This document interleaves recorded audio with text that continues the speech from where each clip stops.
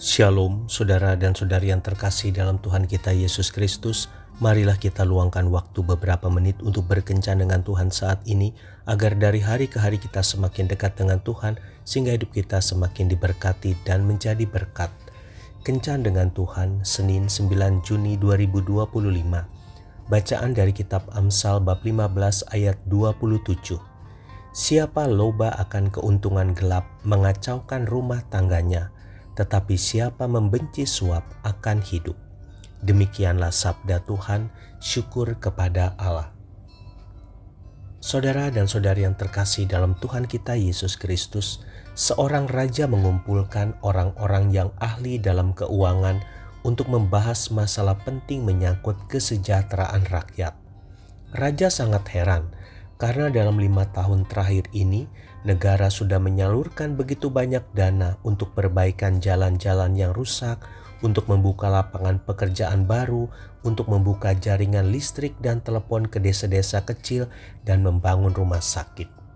Namun kelihatannya dana yang dikucurkan masih saja kurang dan tidak pernah cukup. Sudah hampir 2 jam pertemuan itu berjalan, namun belum juga jelas penyebab dari semua kebocoran uang negara itu. Pada saat itulah seorang jenderal tua berkacamata yang duduk di ujung meja berdiri dan mengambil sebongkah es dari dalam baskom di samping meja.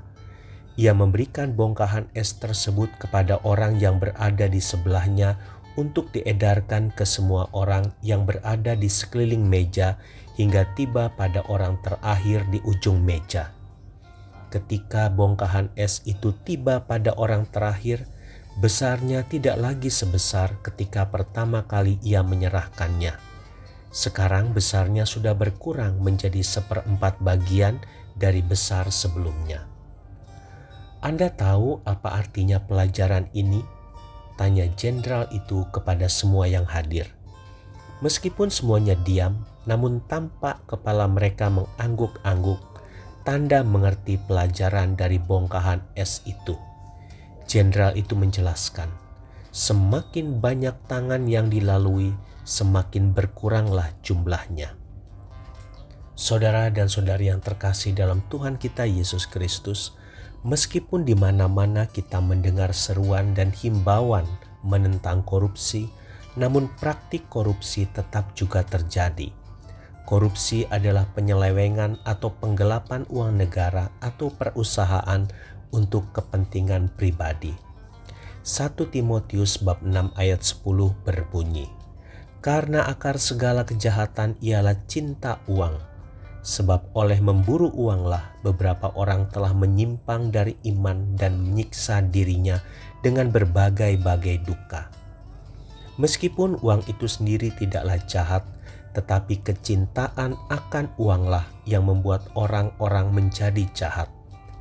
Sebagai orang percaya, kita harus menyadari bahwa apa yang kita peroleh dengan cara yang tidak benar tidak akan pernah mendatangkan kedamaian bagi kita. Sebaliknya, kita telah menempatkan diri sendiri di bawah bayang-bayang masalah.